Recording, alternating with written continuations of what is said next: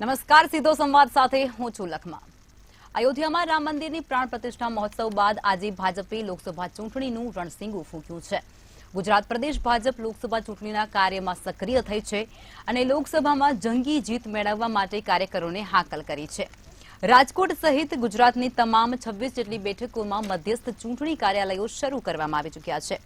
કાર્યાલયના ઉદ્ઘાટનમાં રાષ્ટ્રીય અધ્યક્ષ જેપી નડ્ડા પણ ગુજરાત આવી ચૂક્યા હતા અને બેઠક પર ઉમેદવારીની પસંદગી નથી થવા પામી એ પહેલા ભાજપના નિશાન કમળને ઉમેદવાર બનાવી અને લીડથી જીતવા અને વડાપ્રધાન મોદીને ત્રીજી વખત વડાપ્રધાન બનાવવા તેમજ દેશમાં ત્રીજી દિવાળી ઉજવવા સાથે જ 26 કમળને દિલ્હી મોકલવા માટે કાર્યકરોને હાકલ કરવામાં આવી ચૂકી છે।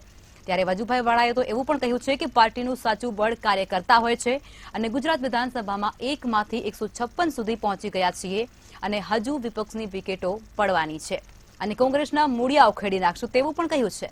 ત્યારે આજે આપણે એ મુદ્દા પર ચર્ચા કરીશું અને એ મુદ્દા પર સીધો સંવાદ કરીશું કે શું ઓપોઝિશન મુક્ત બનશે ગુજરાત અને હવે 2024માં કોનો વારો।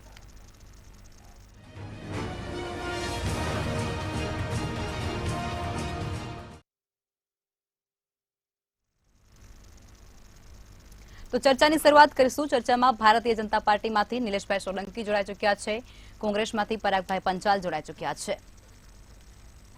તેની સાથે જ રાજકીય વિશ્લેષક જોડાઈ ચૂક્યા છે જગદીશભાઈ મહેતા। ચર્ચાની શરૂઆત કરીશું। નિલેશભાઈ, આપ જણાવો કે પ્રાણ પ્રતિષ્ઠા મહોત્સવનો ફાયદો શું ભાજપને અહીં મળશે, કારણ કે તેવા આક્ષેપો ઘણા વર્ષોથી થઈ રહ્યા છે કે રામના નામ ઉપર હવે મત મેળવવામાં આવશે। જી નમસ્કાર લખમાજી, મંતવ્યની જનતાને આજે 23 માર્ચ શહીદ દિવસ જે મહાન ક્રાંતિકારી ભગતસિંહ, સુખદેવ અને રાજ્યગુરુને શ્રદ્ધાંજલિ હું પાઠવું છું કે જેમને શહીદી વહોરી હતી અને આ દેશ માટે એમને ગઈકાલે સમગ્ર ભારત નહીં પણ કદાચ બ્રહ્માંડમાં આપણે કહીએ કે ભગવાન શ્રી રામ રહે આમ કહેવાય ને કે રામ રાજ્ય ચાલુ થઈ ગયું હોય કે કદાચ ત્રેતા યુગ આવી ગયો હોય, ભલે આપણે અત્યારે આ વર્તમાનમાં છીએ પણ કાલે સમગ્ર કોઈ વ્યક્તિને એવું કહેવું નથી પડ્યું કે એક ઝંડો લો, પોતાના પૈસાથી એ ઝંડો લે છે, એના ઘરે લગાવે છે, રાતે દીવા પ્રગટાયા તો આપણને એવું જ લાગ્યું કે ફટાકડા ફોડવામાં આવ્યા કે કદાચ દિવાળી આવી ગઈ ફરીથી। અને આ જરૂરી હતું કે 500 વર્ષ જૂની લડાઈ અને સનાતનીઓ જીત્યા છે, ખોટું નથી। ભારતમાં તમારે તમારા જે ભગવાન હોય એના માટે આપણે નાની ઝૂંપડીથી માંડીને મોટા બંગલા સુધી રહેતા હોય અને જે ભગવાનના આશીર્વાદ આપણને મળ્યા હોય એ ભગવાનને આપણે તંબુમાં રાખતા હતા। આમાં ઈચ્છા શક્તિ આપણે જોયું ગઈકાલે કે સરકારની ઈચ્છા શક્તિ હોય, કોર્ટે ન્યાય આપ્યો પણ સરકારની ઈચ્છા શક્તિ હતી અને કોર્ટમાં એ જે એવિડન્સ જોઈતા હતા, જે પુરાવા જોઈતા હતા એ મક્કમતાથી લડ્યા। જીતીશું એવો વિશ્વાસ નહોતો પણ ભગવાન શ્રી રામ ઉપર શ્રદ્ધા હતી અને જે લોકો ત્યાં ભગવાન શ્રી રામના જયકારામાં જોઈન્ટ થયા, જે ગયા પોતાની રીતે, ઇન્વિટેશન મળી હોય કે ના મળી હોય એમને ભગવાન શ્રી રામ આશીર્વાદ આપવાના છે। જે લોકો નથી ગયા તે લોકોએ આપણે જોયું કે દેશના બીજા ખૂણામાં નાટકો કરતા હોય એ વિષયમાં આપણે નથી જવું। હું કહીશ કે આજે સાયલન્ટ પ્રધાનમંત્રી હતા પૂર્વના અને આજે વાઇબ્રન્ટ પ્રધાનમંત્રી છે। શ્રી નરેન્દ્ર મોદીજીને શ્રેય જાય છે કારણ કે ભગવાન શ્રી રામને તંબુમાંથી ભવ્ય મંદિરમાં પહોંચાડ્યા એ સમગ્ર ભારતની જનતા। કોઈ હું નાત જાતની વાત નહીં કરું, કોઈ કાસ્ટિઝમની વાત નહીં કરું, કારણ કે ભગવાન રામનું નામ બધા જ લોકો લે છે। અમેરિકા હોય, ઓસ્ટ્રેલિયા હોય, પેરિસ હોય, બહુ જ જોયું આપણે કે અંગ્રેજોમાં પણ ત્યાં, બ્રિટનમાં પણ ત્યાં લેવામાં આવ્યું। જો તમે ભગવાન શ્રી રામના આટલા સારી રીતે તમે શ્રદ્ધાથી પૂછતા હોય તો બેન આશીર્વાદ કેમ ના મળે? તમે એ ગરીબોના છેવાડાના ઘર સુધી એ સરકારની યોજનાઓ પહોંચાડો છો, તમે દરેક જગ્યાએ તમે તમારી નીતિ હોય છે, સાચી રીતિ હોય છે, તો આ વખતે બેન શ્રી નરેન્દ્ર મોદીજીના નેતૃત્વમાં 400 પાર આવીશું। ભગવાન શ્રી રામ રાજનીતિથી નહીં લોકનીતિથી અમે લોકોની સેવા કરીએ છીએ અને આ તો અમારો 1960થી એજન્ડા હતા। હું જોઉં છું કે કદાચ હવે રાજનીતિ ચાલુ થઈ જશે કારણ કે હવે ઇલેક્શનની સિઝન આવશે કે ધાર્મિક ના નામ લઈને તમે, પણ ભાઈ અમારું એજન્ડા જ હતો, આ 370 અમારો એજન્ડા હતો, પાર કર્યો. રામ મંદિર બનાવવું હતું, ગઈકાલે ભવ્ય રામ મંદિરનું ઉદ્ઘાટન થઈ ગયું. અમારા જેટલા બી સંકલ્પો હતા એ અમે પૂરા કરીશું. આવનારા દિવસોમાં સીએ લાવીશું, એનઆરસી લાવીશું, કારણ કે અમારા એજન્ડા છે.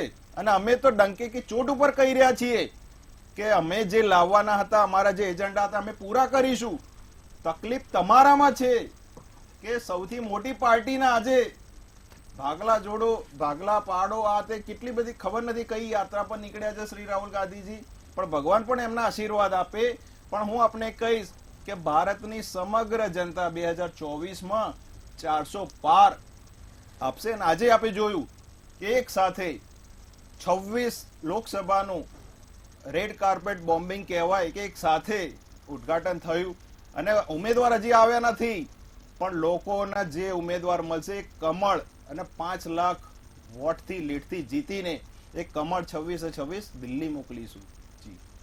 જી ચોક્કસથી, બિલકુલ. પરાગભાઈ, આપ જણાવો કે આ લોકો કહી રહ્યા, બીજેપી વાળા ટૂંકમાં કહી રહ્યા છે કે રામના આશીર્વાદ તેમને મળવાના જ છે, બરોબર? કોઈ વાંધો નહીં. પરાગભાઈ, તમે જણાવો કે વજુભાઈનું નિવેદન એક સામે આવી ચૂક્યું છે અને તેઓએ એવું કહ્યું છે કે કોંગ્રેસને અમે ઉખેડી નાખીશું. અને આ મુદ્દે આપ શું કહેશો? કારણ કે કોંગ્રેસ અને આપમાં દિવસે ને દિવસે ભંગાણ પડી રહ્યું છે. દિગ્ગજ નેતાઓ છે તે પાર્ટીના છેડા ફાડી અને બીજી તરફ આકર્ષાઈ રહ્યા છે. શું કહેશો આ મુદ્દે? લખમાજી, તમારી વાત સાચી છે. આજે જેમ નિલેશભાઈએ કીધું કે આજે શહીદ દિવસ છે અને જે શહીદોના નામ ગણાવ્યા આપણે એમને પણ યાદ કરીએ છીએ આજે તારીખે. વાત નિલેશભાઈએ ઘણી બધી કરી. આજથી જે વજુભાઈ વાળાનું એમનું જે મંતવ્ય છે આજે એમના મધ્યસ્થ કાર્યાલયના ઉદ્ઘાટન પ્રસંગે, એનાથી ચાલુ કરીશ. એમણે એવું કીધું કે રાજકોટમાં એવું બોલ્યા કે ભાઈ અમે કોંગ્રેસને જળમૂળમાંથી ઉખેડી નાખીશું. 1956ની અંદર એમની એક ધારાસભ્ય હતા, પછી લોકસભાની અંદર 2 સીટ હતી, એમાંથી AK પટેલ અહીંથી હતા. આજે પરિસ્થિતિ એ છે કે ભાઈ કોંગ્રેસ છોડીને ઘણા બધા દિગ્ગજ નેતાઓ ભારતીય જનતા પાર્ટીમાં જઈ રહ્યા છે. ભારતીય જનતા પાર્ટીને જ્યારે બી એમ પૂછવામાં આવે છે કે ભાઈ તમે શું ધર્મનું રાજકારણ કરો છો, ત્યારે કહે છે કે ના, અમે વિકાસની રાજનીતિ કરીએ છીએ, ધર્મનું તો રાજકારણ અમે કરતા જ નથી. પરંતુ આપણે કાલનો પ્રાણ પ્રતિષ્ઠા કાર્યક્રમ જોયો. પ્રાણ પ્રતિષ્ઠા કાર્યક્રમમાં દરેક ચેનલવાળાએ ફક્ત બતાવ્યા અને એમાં એક જ વ્યક્તિ ચાલતી હતી, નરેન્દ્ર મોદી. એમણે જે ઇન્વિટેશન્સ આપેલા, એમાં કોણ હતું? તો સેલિબ્રિટીઓથી આખા દેશની ઉદ્યોગપતિઓ હતા. તો રામ જન્મભૂમિ બાબરી મસ્જિદ તોડી એ વખતે જે નેતાઓ હતા, જે કાર્યકર્તાઓ હતા, પરંતુ સાંભળો, આ બહુ સાંભળવા જેવી વસ્તુ છે. પ્રવીણ તોગડિયા તમે માનો, મુરલી મનોહર જોશી માનો, અડવાણીજી માનો, અને એવા હજારો કાર્યકર્તાઓ હતા જેમણે ગોળીઓ ખાધી. કોકે એવું કીધેલું કે જ્યારે રામ મંદિર બનશે ત્યારે હું જ બોલીશ, મૌન આખું રાખ્યું આટલા વર્ષ. આવા લોકોને ક્યાંય યાદ કરાયા નથી. બીજી વસ્તુ કે તમે કાલે વિડીયો એક જોયો હશે, જગદગુરુ શંકરાચાર્ય અવિમુક્ત સ્વરાનંદ સરસ્વતી. એમણે શું કીધું કે ભાઈ જ્યારે ભારતીય જનતા પાર્ટી જ્યારે બાબરી મસ્જિદ તૂટી, બાબરી મસ્જિદના સૌથી પહેલા તૂટ્યા પછી જો તાળા કોઈએ ખોલાવડાયા હોય તો શ્રી સ્વર્ગસ્થ રાજીવ ગાંધીએ ખોલાવડાયા. ત્યારબાદ કોર્ટમાં કેસ ચાલતો હતો. કોર્ટની અંદર લગભગ 90 દિવસ દલીલો ચાલી પક્ષકારોમાં. 50 દિવસ મુસ્લિમ પક્ષકારોએ દલીલ કરી, 40 દિવસ હિન્દુ પક્ષકારોએ દલીલ કરી. અને એ પક્ષકારના જે વકીલો હતા એમાં વકીલની અંદર એક નામ છે વકીલ પરમેશ્વરજી, અને એમની જોડે અંજના અગ્નિહોત્રી હતા. અને બીજા શંકરાચાર્યોએ બી સતત એમણે પોતે પ્રમાણ રજૂ કર્યા. એ વખતે આ ભારતીય જનતા પાર્ટી, આ RSS અને આ વિશ્વ હિન્દુ પરિષદ એ ધમાલો કરાવતી હતી આખા દેશમાં. એ ક્યાંય પક્ષકારમાં નહોતી. આ મારા શબ્દો નથી, આ એ જગદગુરુ શંકરાચાર્યના શબ્દો છે. મંદિરની પ્રાણ પ્રતિષ્ઠા થઈ, બહુ સારી વાત છે. મંદિરનું કાર્ય અધૂરું હતું. મંદિરની પ્રાણ પ્રતિષ્ઠા જનરલી શંકરાચાર્યોએ કરવાની હોય, કોઈ નેતાએ ના કરવાની હોય. નેતા હોય, પ્રધાનમંત્રી છો તમે, તો તમે ચીફ ગેસ્ટ મારો. જેને આ પ્રાણ પ્રતિષ્ઠા, ભગવાન રામ તો દરેક કણકણમાં વસેલા છે અને દરેકના મનમાં વસેલા છે. પણ કાલે એવું જ પ્રતીત થયું કે નરેન્દ્રભાઈ પોતે જ ભગવાન બની ગયા છે. આખી ચેનલની અંદર એ જ આવે છે, એક પણ કોઈ પણ લોકો બીજા દેખાડવામાં આવતા નથી. એટલે આ લોકોને 400 સીટોની જે વાત છે, અરે હું તો કહું છું તમે 450 સીટો લઈ શકો. ગયા વખતે પણ એવું હતું કે ઇલેક્શનમાં બી 2019માં રાષ્ટ્રીયતાવાદના નામે એક માહોલ ઉભો કરવા આવ્યો અને પછી અમારા એક કાર્યકર્તા દિલ્હીમાં છેલ્લા 1 મહિનાથી મહેનત કરે છે, બતાવે છે કે કઈ રીતે ઈવીએમ ને હેક થાય છે, કઈ રીતે પરચી અંદર દેખાય છે અને છતાં પણ કઈ રીતે રિઝલ્ટ ભારતીય જનતા પાર્ટીના એમાં નીકળે છે. એટલે ભલે તમે 400 450 સીટો ફરી એક વખત ઈવીએમ સેટ કરજો, લઈ જજો. અરે હું તો જ્યાં સુધી મારા જેવા કાર્યકર્તો એવું કહે છે કે ભાઈ આ ઇલેક્શન જ લડવાનું રહેવા દો. કોંગ્રેસ અને તમે તમારી રીતે સેટ કરીને આપો છો ને ભાઈ. નિલેશભાઈ સાંભળી લઈએ. વાત પતવા દો પછી એટલે તમે નિલેશભાઈ સાંભળી લઈએ. હું તો અમારા જે બાકીના જે મોટા નેતા ને એવું કહું છું કે ભાઈ આપણે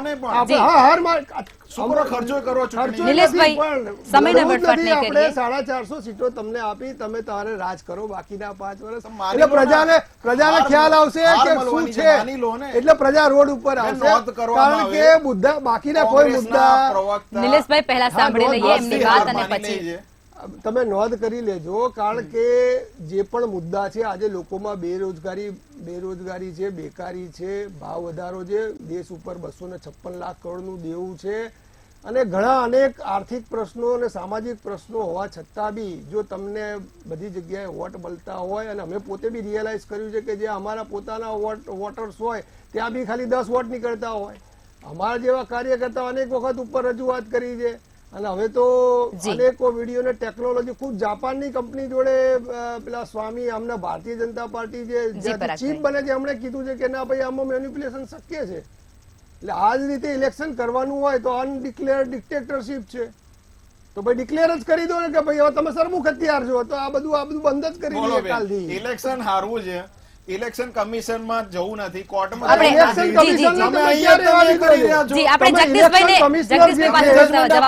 ચીફ ઇલેક્શન કમિશનર જે તમે શું કરવા તમારી સીજીઆઈ જગદીશભાઈ પાસેથી જવાબ મેળવીશું કે ભાજપ લોકસભા ચૂંટણીનું રણસિંગું ફૂંકી નાખ્યું છે, બરોબર, અને ગુજરાતમાં 26 કાર્યાલયોનું અત્યારે તેમના દ્વારા ઉદઘાટન પણ શરૂ કરી દેવામાં આવી ચૂક્યું છે. પરંતુ આ બધા વચ્ચે કોંગ્રેસ ક્યાંક હજુ પાછળ હોય તેવું લાગી રહ્યું છે. શું કહેશો જગદીશભાઈ આપ આ મુદ્દે? બેન, નાચ ને જાને આંગણ ટેડા. તમારે મેદાનમાં ઉતરવું નથી, પરિવર્તન સ્વીકારવું નથી.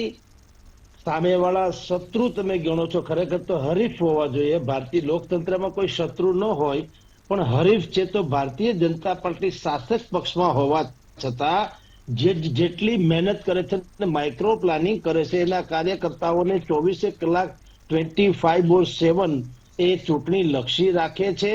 આજે 26 લોકસભાના કાર્યાલયો ખુલાવી નાખ્યા છે અને માઇક્રો પ્લાનિંગ એટલે બુથ લેવલથી માંડીને છેક સુધીનું આ બધું જ એક કોર્પોરેટર કલ્ચરને છાજે એમ વ્યવસ્થા તંત્ર ગોઠવીને જો કોઈ પક્ષ આગળ આવતો હોય તો તમે એને વક્ર દ્રષ્ટાની દ્રષ્ટિએ એમ કહી ન શકો કે ભાઈ તમે રાક્ષસી રીતે આગળ વધી રહ્યા છો ને અમે ગાંધીવાદી છીએ યા તો વગેરે વગેરે.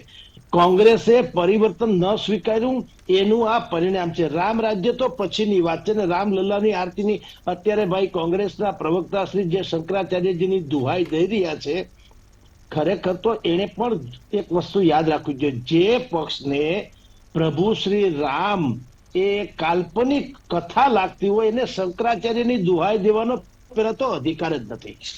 કારણ કે તમે તો સ્વયં રામને પણ સ્વીકારવા તૈયાર હતા, તમે એટલે કે કોંગ્રેસ. તો સવાલ એ છે કે જે ભાઈ કહે છે કે અનેકો મુદ્દા છે, બેરોજગારી છે, તમને કહું ગરીબી છે, મોંઘવારી છે અને લોકતંત્ર ખતરામાં. ભલા માણસ, લોકતંત્ર ખતરામાં હોય તો કેવળ તમે જ લોકો શું કામ ઉડો છો? તો આખું ભારત સળગી ન ઉઠે? લોકોને કોઈએ મોઢે કોઈએ પટ્ટી બાંધી નથી, હાથમાં હાથકડી પહેરાવી નથી, પગમાં બેડી નથી અને જનતાથી મોટો તો હાઈકમાન્ડ લોકતંત્રમાં કોઈ ન હોઈ શકે. તેમ છતાં જો 3 આ ત્રીજી ટર્મ લોકસભામાં પણ અત્યારે તમે ને હું બધા જ જાણીએ છીએ બેન, અને આ તમારા માધ્યમ થ્રુ જે લોકો આ સાંભળી રહ્યા છે એને તમે પૂછો તો 90% ને ગળા સુધીની ખાતરી છે કે આને આ સિચ્યુએશન જો રહી તો નરેન્દ્ર મોદીને 400+ જીતતા કોઈ રોકી શકે તેમ નથી. નંબર 1. નંબર 2, ગુજરાતમાં 26 બેઠકોની હેટ્રિક થવામાં પણ એક ચૈતર વસાવાને આદિવાસી પટ્ટામાં જે અત્યારે માનતા નથી ને આમ આદમી પાર્ટીએ એને ઉમેદવાર ઘોષિત કર્યા છે, 2 ગણ પાર્ટીએ કે એમને સ્થિતિ રહે તો સંભવ છે કે ચૈતર વસાવા થોડુંક ફાઇટ આપે. જીતવાની વાત નથી કરતા, ફાઇટ આપી શકે ભારતીય જનતા પાર્ટીને, કારણ કે ત્યાં 3 પક્ષ, આમ આદમી પાર્ટી, કોંગ્રેસ અને બીટી જે ભાઈ વસાવાની છે તે, આ લોકોમાં મતોનું ધ્રુવીકરણ થશે. એટલે એને એક વાત કરીએ તો પણ 26 માંથી 25 સીટમાં તો કોંગ્રેસે કાંઈ બોલવા જેવું પણ છે નહીં કે અમે લોકો આમ કરીશું તેમ કરીશું, કારણ કે રોજગારી, બેરોજગારી, મોંઘવારી આની પહેલાની લોકસભાની ચૂંટણીમાં મુદ્દા હતા અને કેટલાક મુદ્દાઓ સનાતન હોય છે.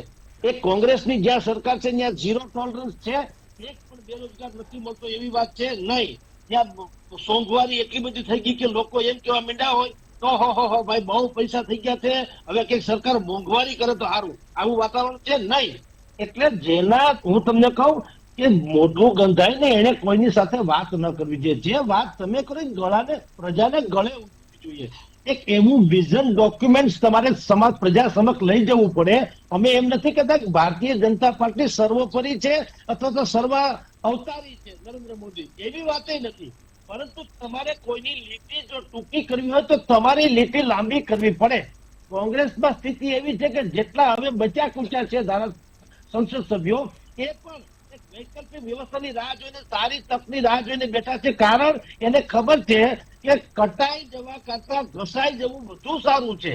એટલે આ ભાઈ ભલે ગમે તેમ વાત કરે, આપણે કોઈ પક્ષાપક્ષથી મીડિયા તો પર હોય, પણ મીડિયા સત્યથી પર કદી ના હોઈ શકે. એટલે સત્ય વાત તો એ છે કે ભારતીય જનતા પાર્ટીએ સામ દામ દંડ ભેદ તમે એને જે કહો તે, પરંતુ ચૂંટણીમાં કોઈ પણ પ્રકારની કચાશ ન રહે એવી તમામ રીતે સામાજિક, રાજકીય, જાતિગત, વર્ગીય, પ્રાદેશિક અને ટેલેન્ટેડથી માંડીને અનેકો રીતે માર્કેટિંગમાં તો છે એમ આ બધા જ આયામોમાં એ જોજનો દૂર છે વિપક્ષોથી. કોંગ્રેસ અને આમ આદમી પાર્ટી ને બીજા જુઓ તો વિપક્ષોથી જોજનો દૂર છે. હવે આની ઈર્ષા જો તમે કરશો તો ઈર્ષા કરવાથી કઈ કોંગ્રેસનું દળદર ફીટે એમ નથી. હું ટાટા અને બિરલાની હિંસા કરું તો હું ટાટા બિરલા થઈ ન શકું. મારે એની રેસીપી જાણવી જોઈએ. ભારતીય જનતા પાર્ટી શું કામ આગળ છે એની જો કોંગ્રેસે મનોમંથન કરીને રેસીપી જાણી હોત તો આજે સ્થિતિ જુદી હોત. પરંતુ એ એવા જ ઓલામાં રાચે છે કે અમે દેશની સૌથી જૂની અને તથાકથિત બહુ મોટી રાજકીય પાર્ટી છે. ભલા માણસ, ડાયનોસર નામનું એક પ્રાણી હતું, આ વિશ્વમાં હાથી કરતા પણ મોટું હતું. આજે છે ક્યાંય નામ શેષ થયું છે કે નહીં? એમ્બેસેડર નામની ગાડી હતી, જમાનામાં એક એનો રોબો હતો. આજે છે ક્યાંય? પરિવર્તન ન સ્વીકાર્યું, નષ્ટ થઈ ગયું. કોંગ્રેસનું પણ આ જ હાલત થવાની છે બેન, જો પરિવર્તન સ્વીકારશે નહીં તો. બિલકુલ બિલકુલ. પરાગભાઈ, આપ જણાવો. આપણે એવી વાત મૂકી હતી કે નિમંત્રણ ફક્ત સેલિબ્રિટીઓને આપવામાં આવ્યું હતું અને તે લોકો ત્યાં પહોંચ્યા હતા, પરંતુ જેને આપવામાં આવ્યું હતું નિમંત્રણ એમણે તો અસ્વીકાર કરી નાખ્યું હતું ને?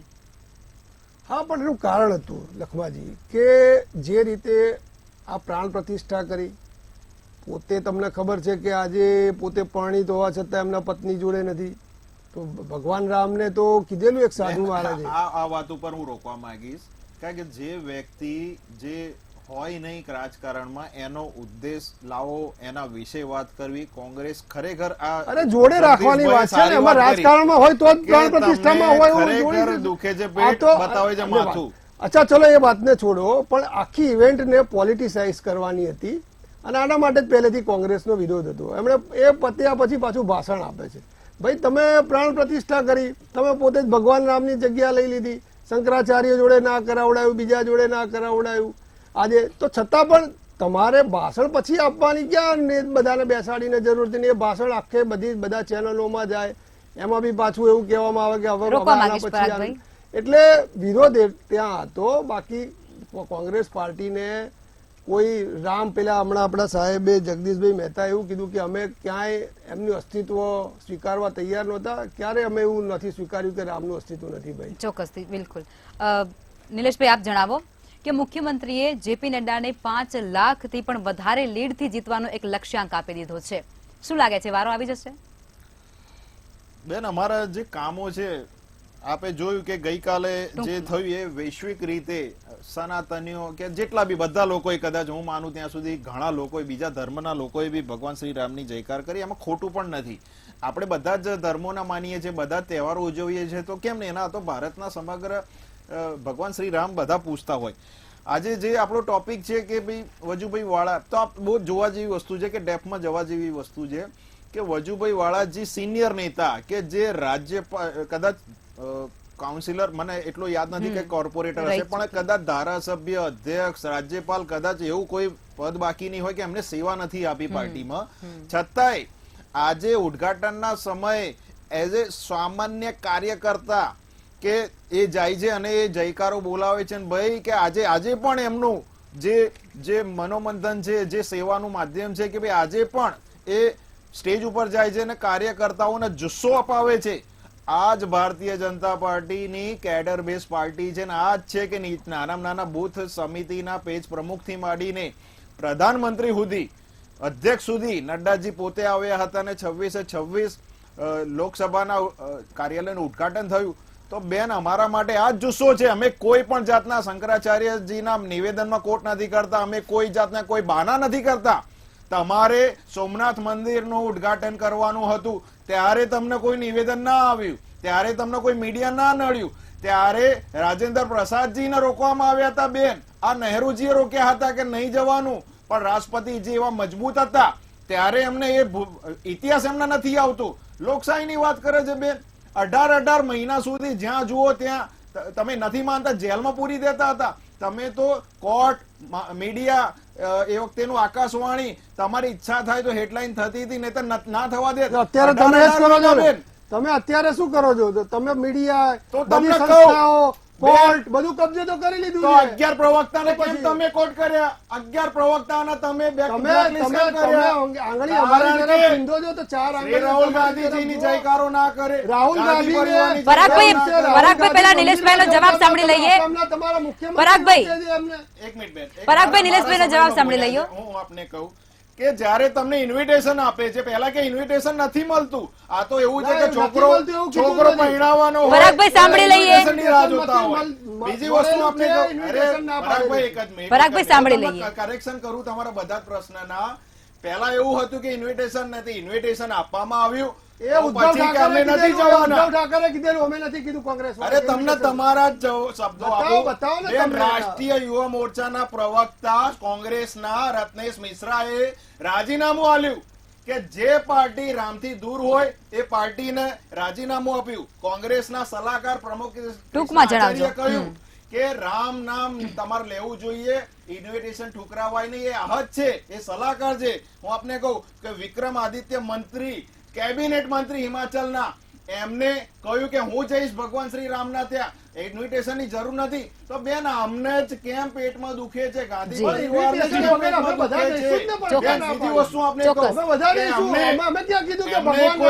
તમને બંનેને રોકવા માંગીશ, બંનેને રોકવા માંગીશ. પરાગભાઈ બંનેને રોકવા માંગીશ. નિલેશભાઈ, તમને બી રોકવા માંગીશ.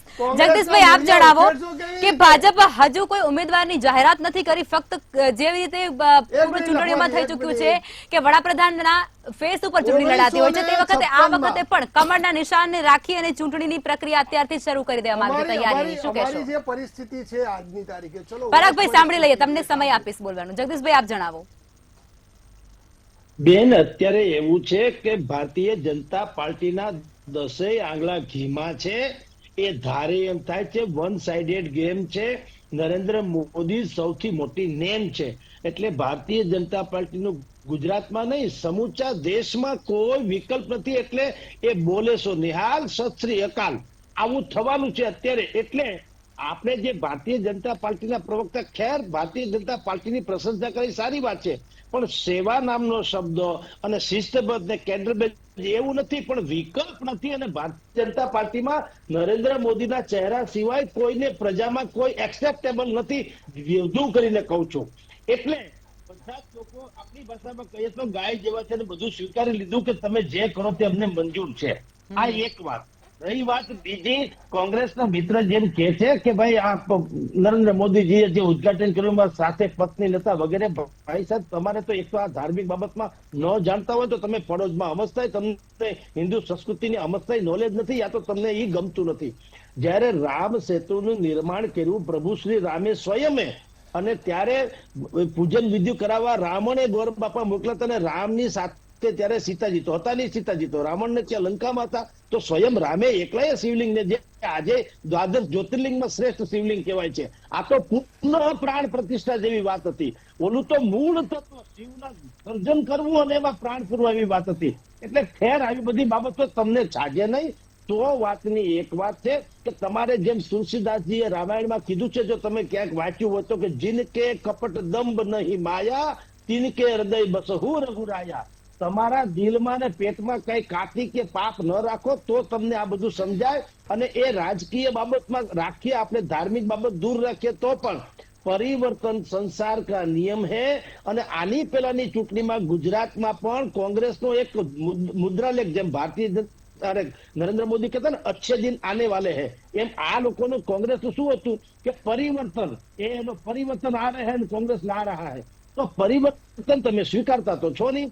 એ જ જૂનો જૂથવાદ, એ જ જૂની ઘીસી પીટી કેસેટ, બેરોજગારીની મોંઘવારીની, એ જ તમારી પાછી ચૂંટણીના ઉમેદવારો પસંદ કરવાની ઘટિયા નીતિ, અને ભીતરી કોઈ પણ પ્રકારની પ્રજામાં 85% પ્રજા જે માને છે એની લાગણીને ઉવેખીને તમારે ચાલવું હોય તો ક્યાંથી તમારો મેળ પડે? પાણીમાં રહીને જે માણસ મગર સાથે વેર કરી શકે એની હાલત કોંગ્રેસ જેવી થાય. ચોક્કસથી, બિલકુલ. નિલેશભાઈ, પરાગભાઈ અને જગદીશભાઈ અમારી સાથે ચર્ચામાં જોડાયા તે બદલ ધન્યવાદ. ચૂંટણી માટે ભાજપની તડામાર તૈયારી, વિપક્ષનું ગઠબંધન, 2024ની લોકસભામાં સત્તા મેળવવા તમામ પાર્ટીઓ એડી ચોટીનું જોર લગાવવાની છે. પણ આ બધા વચ્ચે અને આ બધી જ પ્રક્રિયાનું પરિણામ તો ત્યારે જ ખબર પડશે જ્યારે તમામ પાર્ટીઓ, ખાસ કરીને ભાજપ, અત્યારે લડી લેવાના મૂડમાં છે. જોકે આ પરિણામ તો આવશે ત્યારે જ ખબર પડશે. તો આ સાથે ચર્ચાને સમાપ્ત કરીશું. નમસ્કાર.